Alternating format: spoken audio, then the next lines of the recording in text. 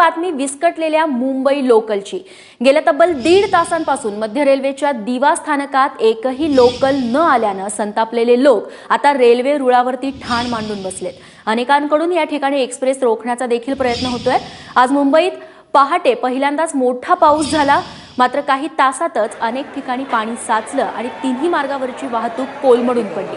सध्या कल्याण, डोंबिवली आणि ठाणे स्थानकांवरही मोठी गर्दी झाली आहे। सीएसटीकडे जाणारी जलदगती वाहतूक धीम्या मार्गावरून वळवली गेली आहे, तर तिन्ही मार्गावरची लोकल वाहतूक आहे ती सध्या उशिराने सुरू आहे अशी माहिती मिळते।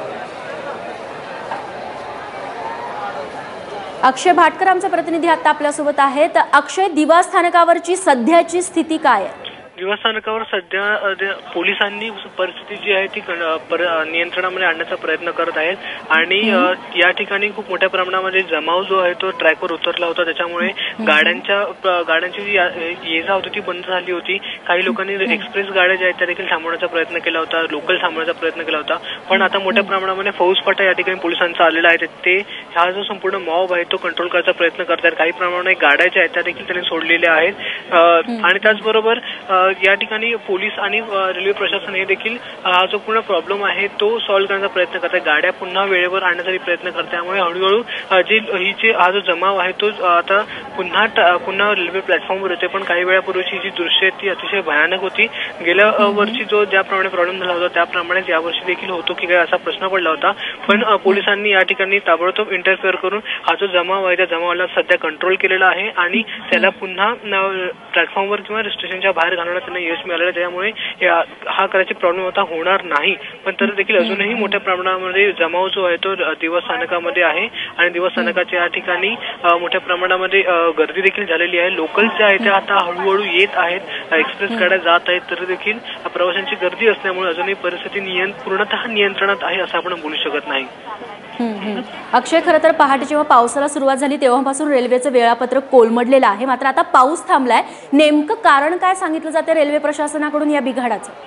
अजूनही जे नेमकं कारण आहे ते सांगितलं जात नाहीये। एवढंच कळतंय की या ठिकाणी मोठ्या प्रमाणामध्ये सकाळी जो पाऊस पडला होता त्या सकाळच्या पावसामुळे ही सगळी वाहतूक जी कोलमडली होती।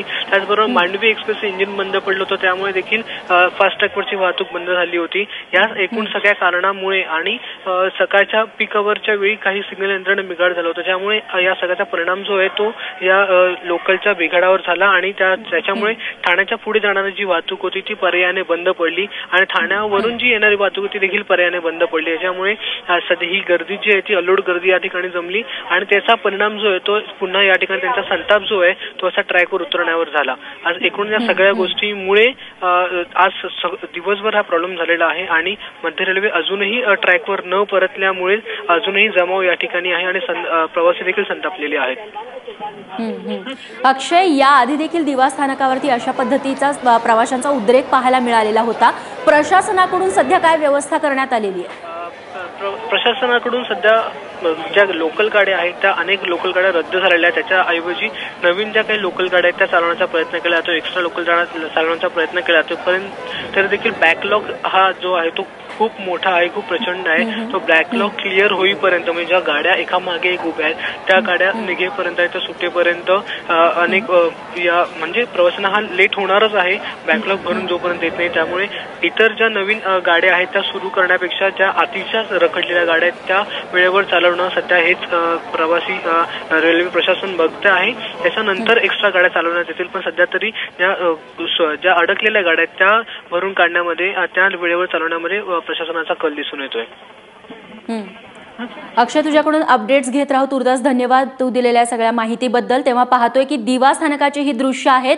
जवळपास तासभर एकही लोकल दिवा स्थानकावरती आली नव्हती, त्यामुळे प्रवाशांचा उद्रेक झाला। ऑफिसमध्ये जायची वेळ अशामध्ये लोकल ट्रेन हा एकमेव मार्ग प्रवाशांसाठी असतो आणि 30 तासभर न आल्यामुळे किती उद्रेक होऊ शकतो तो आज दिवा स्थानकावरती बघायला मिळाला। शेवटी जे रेल्वे प्रवासी आहेत ते ट्रॅकवरती उतरले आणि त्यांनी थेट एक्सप्रेस गाडी अडवून निषेध नोंदवला। त्यानंतर प्रशासन जागं झालं, त्यांनी या प्रवाशांना हटवलं आणि हळूहळू लोकल आता पूर्ववत होत आहेत।